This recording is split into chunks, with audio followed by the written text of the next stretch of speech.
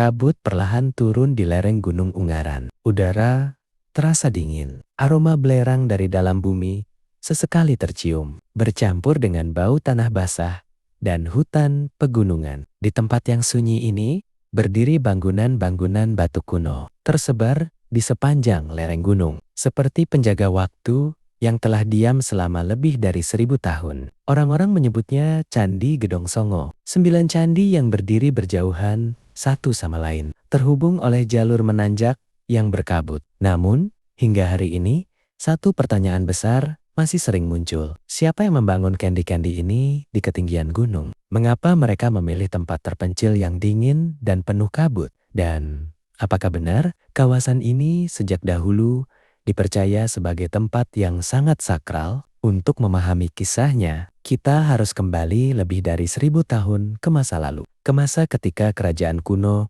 menguasai tanah Jawa. Awal mula kerajaan di tanah Jawa pada abad ke-8 hingga abad ke-9 Masehi. Wilayah Jawa Tengah berada di bawah kekuasaan sebuah kerajaan besar bernama Kerajaan Mataram kuno. Kerajaan ini dikenal sebagai salah satu pusat peradaban terbesar di Nusantara.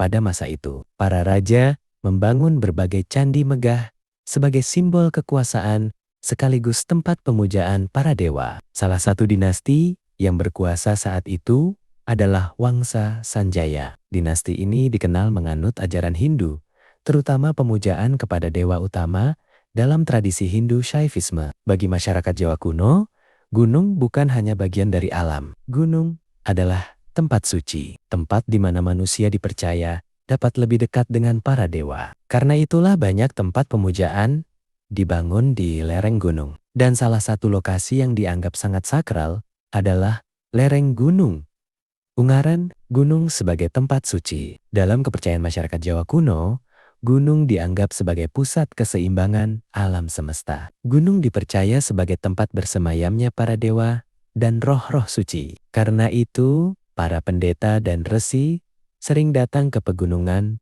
untuk melakukan pertapaan. Mereka meninggalkan kehidupan duniawi, masuk ke hutan dan gunung untuk bermeditasi, mencari pencerahan spiritual. Lereng Gunung Ungaran sendiri memiliki kondisi alam yang unik. Kabut sering turun tanpa peringatan. Di beberapa tempat, uap panas keluar dari tanah karena aktivitas vulkanik. Bagi masyarakat kuno, fenomena alam seperti ini dianggap sebagai tanda bahwa tempat tersebut memiliki energi alam yang kuat. Dan dari sinilah kisah Candi Gedong Songo dimulai, tempat pertapaan para resi. Sebelum candi-candi dibangun, kawasan ini dipercaya sudah lama menjadi tempat pertapaan para resi. Para pendeta datang dari berbagai wilayah kerajaan untuk menjalani kehidupan spiritual di gunung ini. Mereka melakukan tapa brata, berpuasa, bermeditasi, mengasingkan diri dari dunia luar. Kabut yang menyelimuti lereng gunung membuat tempat ini terasa seperti dunia yang berbeda, sunyi, tenang, dan jauh dari kehidupan manusia.